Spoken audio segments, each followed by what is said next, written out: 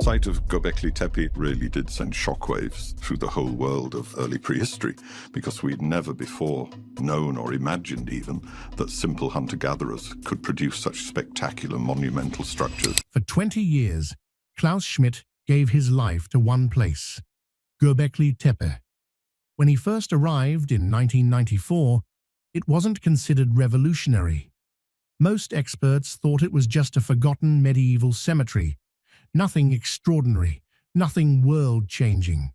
But by the time he died in 2014, with less than 5% of the site excavated, Schmidt was saying something far more dramatic. He wasn't talking about adding a new chapter to history. He was talking about rewriting the entire book. And in his final interviews, he no longer softened his words. He kept returning to one structure in particular. Pillar 18, 11 tons of limestone, carved from a single piece of bedrock, shaped into a massive T rising 5.5 meters above the ground. Its surface feels almost unnaturally smooth. No obvious chisel scars, no rough shaping, just striking precision. According to the official timeline, hunter-gatherers built this around 9,600 BCE, 6,000 years before Stonehenge, before pottery, before metal tools, before writing. But Schmidt understood what that surface implied. Achieving that level of finish suggests controlled abrasion techniques that leave almost no trace behind. And if we're wrong about how this pillar was made, then we may be wrong about who made it, and about what early humans were truly capable of at the very beginning of civilization. Before we reveal what Klaus Schmidt exposed, hit like and subscribe, because what comes next changes everything. The circular structure surrounding that pillar stretches 12 meters across. 20 pillars form the ring, each one carved from bedrock 100 meters uphill, each one transported without wheels or draft animals or any technology anyone can identify. Schmidt discovered this in 1994. Less than 5% of the site has been excavated. Ground-penetrating radar he commissioned shows at least 20 more structures buried below, possibly older, possibly larger. The official timeline places this construction at the end of the Ice Age, built by mobile groups who hunted gazelles and gathered wild grains. No permanent settlements, no agriculture, no organizational hierarchy. Yet the logistics modeling Schmidt's team ran is clear. Moving these pillars required at least 200 workers coordinating for months, fed by food surpluses that should not exist for another 1,000 years. Effect precedes cause. The timeline cracks under the weight of its own contradictions. The carvings Schmidt catalogued obsessively tell their own story. Scorpions, foxes, snakes, wild boar, rendered in raised relief with detail that captures muscle structure and movement. The carving techniques show percussion impact followed by systematic abrasion. Tool marks should be everywhere. Limestone is soft enough that stone hammers leave obvious pitting. Copper chisels, if they existed this early, create parallel grooves and edge burrs. But the surface is clean. Smooth transitions between carved and uncarved stone. No stuttering where a tool slipped. No overstrikes where force misjudged depth. Modern stonemasons using steel tools leave more evidence than this. The Copper Age does not officially begin until 5000 BCE, 4,000 years after Göbekli Tepe. Someone carved these animals with tools that are not supposed to exist, using techniques that leave no signature. Schmidt documented all of it. He told colleagues it kept him awake at night. Then there is the geometry, circular layouts achieved without visible planning marks, no trial circles scratched into stone, no correction marks where measurements went wrong. Just perfection, emerging from bedrock on the first attempt. The scale does not make sense. Each pillar weighs between 10 and 16 tons. The quarry site sits 100 meters uphill. One unfinished pillar remains attached to bedrock. 7 meters long, 50 tons, abandoned during carving. Schmidt spent years trying to explain why. He never could. Transporting 16 tons downhill without wheels means dragging. Plant fiber ropes tested under load brake at 2 tons. Even with 200 workers pulling together, force distribution across that many people creates coordination problems that pre-modern society solved with written instructions and hierarchical management, neither of which existed in 9600 BCE. The pressure calculations Schmidt's engineers ran made things worse. 16 tons distributed across a pillar base creates 12 tons per square meter of soil contact. Compacted earth without prepared roads fails at 4 tons per square meter. The pillars should have sunk into the ground during transport, but they did not. No sled marks, no ramp remnants, no evidence of the infrastructure this movement requires. Just pillars standing in perfect circles, as if physics had been negotiated with. Schmidt called this the central unsolved problem of the site. He said publicly that conventional explanations were not working. The quarry tells a different story than the enclosures. That 50-ton unfinished pillar shows the carving sequence clearly. Percussion trenches define the outline. Workers removed the surrounding bedrock systematically and undercut the base to separate the pillar from its matrix. The work is methodical, controlled, clearly planned. But when Schmidt's engineering consultants modeled the extraction, they found that removing 50 tons of bedrock around a pillar generates thousands of tons of debris. No debris field exists near the quarry. The stone fragments had to go somewhere. Either they were buried, which would have required more labor than the carving itself, or they were used elsewhere, which implies permanent settlement and construction projects nobody has found. The unfinished pillar's surface shows no weathering beyond what the other pillars display. That means all the pillars, finished and unfinished, experienced similar environmental exposure. If the finished pillars stood exposed for 1,600 years before burial, the unfinished one did too. But if work stopped suddenly, the abandoned pillar should show different erosion than completed work that was transported and erected elsewhere. The timing does not close. Schmidt noted this discrepancy in his excavation logs and called it unresolved. The placement precision is equally troubling. Each pillar sits in a mortise socket carved into bedrock. The socket depth is precisely calculated. Deep enough for stability, shallow enough that the pillar's center of gravity remains above ground level. The tolerance is 2 millimeters. Modern concrete forms achieve 5 millimeter tolerance. These are better. Tipping a 16-ton pillar upright without cranes requires either a ramp system that distributes force gradually or a lever system that multiplies human effort. Ramps leave compacted approach paths and construction debris. Levers require fulcrum points carved into bedrock and hardwood beams that resist compression. Schmidt's team found neither. Laser scans commissioned during his tenure revealed that pillar spacing follows mathematical ratios. Positions correlate with angles divisible by specific degrees. The surveying instruments needed to achieve this accuracy include sighting tools, measuring cords, and reference markers.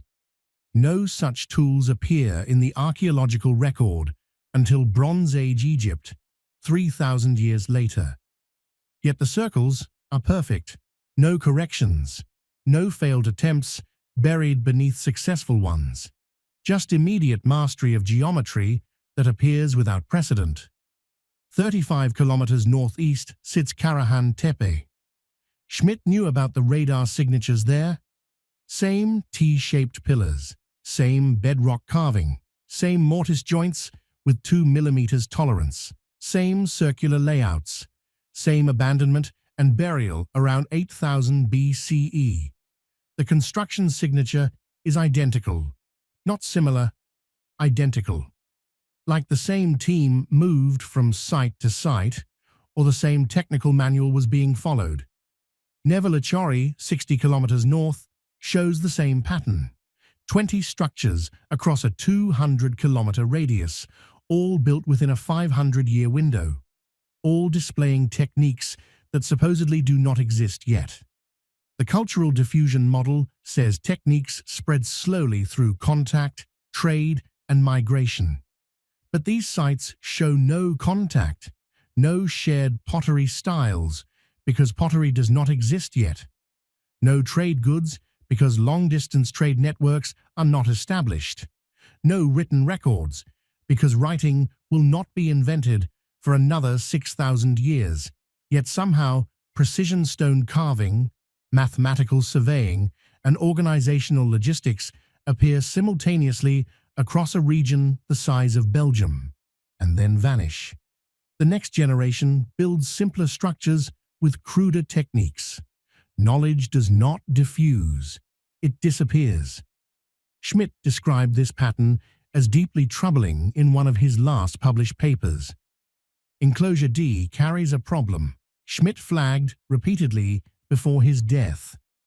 The lowest pillars show heavy water erosion, smooth channels carved by flowing water, undercutting at the base, surface pitting consistent with prolonged exposure to rain and runoff. The erosion patterns suggest centuries of weathering, but the site was deliberately buried around 8000 BCE. Fill layer analysis is conclusive. The entire structure was backfilled with limestone fragments and soil, sealed completely. If construction began around 9600 BCE and burial occurred around 8000 BCE, that is 1,600 years of exposure. But the erosion looks older, more consistent with 3,000 years of exposure. Either the climate was dramatically wetter than models suggest, or the pillars stood exposed longer than the carbon dates indicate. And then there is the burial itself. Why bury it? The standard explanation is ritual closure, sacred site retirement. But that does not explain the effort. Backfilling 12-meter structures requires moving thousands of tons of material uphill. It is harder than building them. Schmidt was unsatisfied with the ritual explanation. He told colleagues that people do not hide something unless it needs hiding. What changed in 8000 BCE that required erasing these monuments from view? The construction quality timeline Schmidt tracked is one of the most disturbing aspects of the entire site. Göbekli Tepe represents peak sophistication. Massive pillars, complex carvings, mathematical precision. The structures built afterward, like Çatalhöyük around 7500 BCE, use smaller stones, simpler layouts, and rougher finishes. By 6000 BCE, construction quality has degraded further. The technological progression runs backward. Standard archaeological models expect incremental improvement. Early attempts are crude, later attempts are refined. Learning curves appear in pottery, in metallurgy, in writing systems. But at Göbekli Tepe, mastery appears fully formed at the beginning and then degrades. No practice runs are buried beneath it. No experimental structures show technique development. Just sudden expertise followed by loss. Later builders clearly did not understand how the early structures were made. At sites reusing Göbekli Tepe pillars, new walls butt crudely against old surfaces. The joints do not match. The newer work cannot achieve the older precision. It is master craftsmanship forgotten within generations. Schmidt saw this clearly and said publicly, "There is no historical model for this kind of technological regression outside of civilizational collapse." But what civilization collapsed before civilization supposedly began? The carbon dating creates its own problems that Schmidt acknowledged openly. All the dates come from organic material in the fill layers: charcoal, bone fragments, plant matter mixed with soil. They are dating the burial, not the construction. The pillars themselves are limestone, which cannot be carbon dated. The carvings could be centuries or millennia older than the structures enclosing them.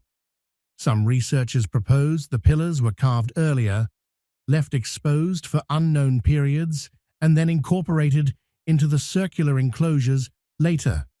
That would explain the erosion mismatch. Pillars weathered longer than the official timeline allows. But it creates a worse problem. It means people carved 50-ton monoliths without immediate plans to use them, left them standing in quarries and open fields for centuries, and then different groups found them and built temples around them. That implies even earlier sophisticated stoneworking cultures with no surviving record. Schmidt entertained this possibility privately near the end of his life. The astronomical alignments add another layer. Computer models show that specific pillar orientations match sunrise positions, not from 9,600 BCE, but from 10,900 BCE. That is 1,300 years earlier. Either the alignments are coincidental, or someone was observing and recording celestial mechanics 2,000 years before agriculture. Schmidt's position was that coincidence becomes increasingly implausible the more alignments are found, and they kept finding them. The carved animals are among the most disturbing evidence Schmidt encountered. Aurochs, wild boar, gazelles, and repeatedly animals that went extinct at the end of the Younger Dryas period. Cave lions, giant vultures, species that vanished between 12,000 and 11,000 years ago. They are carved with anatomical accuracy, muscle structure, movement patterns, behavioral details. These are not stylized symbols. They are observational records, but the official construction date is 9,600 BCE. That is 1,000 years after these species disappeared. Either the builders were carving animals from cultural memory, passed down through 40 generations without writing, or they were carving what they saw, which means the carvings predate the extinction, pushing the age of the site past the carbon dates by a millennium or more. Schmidt said on record that this represents some of the most troubling evidence at the entire site. He said it suggests researchers may be looking at the wrong era entirely. The iconography shows no evolution. Later sites do not simplify these animal forms or abstract them. They abandon them entirely. Symbolism shifts to geometric patterns and human figures. It is not artistic development. It is replacement. The original meaning was lost, and later cultures filled the spaces with their own narratives, building over messages they could not read. Schmidt spent the last decade of his life trying to decode what those original messages were. He did not finish. The broader pattern Schmidt spent 20 years assembling challenges the entire standard model of civilization. The standard model says people domesticate plants. Agriculture creates surplus. Surplus enables specialization. Specialists build monuments. Monuments require writing for organizational complexity, and writing enables recorded history. A neat linear progression from hunting camps to cities. Göbekli Tepe inverts the sequence entirely. Monuments came first. Genetic analysis of grain samples near the site shows wild einkorn wheat transitioning to domesticated varieties between 9,600 BCE and 9,000 BCE after construction began. The archaeology suggests religion drove agriculture, not the other way around. People built the temples, then settled nearby to maintain them, then cultivated crops to feed the settlement. Schmidt said this publicly and repeatedly. It means ideology precedes economics. It means organizational complexity existed before the food surpluses that supposedly enabled it. It means hunter-gatherers possessed knowledge systems sophisticated enough to coordinate multi-generational construction projects without writing. And if that is true, the question is not just what they built, it is what they knew before they started building and where that knowledge came from. Schmidt told a journalist in 2012 that this question was what he could not stop thinking about. 95% of Göbekli Tepe remains unexcavated. Ground-penetrating radar. Schmidt commissioned maps at least 17 additional structures buried deeper than what has been revealed. Each layer down represents an earlier construction phase. The deepest signals suggest structures more massive than anything at the surface. Excavation stopped when the team reached what they believed was bedrock, but radar shows voids beneath. Possible earlier quarries, possible chambers. Schmidt knew about these voids. He pushed for deeper excavation. He ran out of time. The parallels extending beyond Turkey are ones Schmidt approached with caution, but could not dismiss. Precision stone cutting appearing simultaneously across distant regions, Egypt, Peru, Bolivia, Cambodia, the same mortise joints, the same absence of tool marks, the same astronomical alignments, the same burial and abandonment patterns, the same collapse of knowledge afterward. Different cultures, different continents, different timelines by conventional dating. Yet, the construction signatures match. Schmidt admitted in his final years that the convergences are difficult to explain away as coincidence. The ancient mythological record suddenly demands different attention when held against the physical evidence. Sumerian texts describe antediluvian cities. Egyptian records mention before the flood dynasties. Hindu texts calculate civilization ages stretching back tens of thousands of years. Greek historians wrote of advanced cultures destroyed by cataclysm. Every ancient tradition points to the same conclusion. Something came before, achieved mastery, then vanished. The stones at Göbekli Tepe do not prove the myths, but as Schmidt himself said, they make it impossible to simply dismiss them. That unfinished pillar in the quarry is where Schmidt's questions kept circling back. 50 tons, 7 meters long, still attached to bedrock. Trenches carved around it, sides undercut, the T-cross section fully shaped, then abandoned.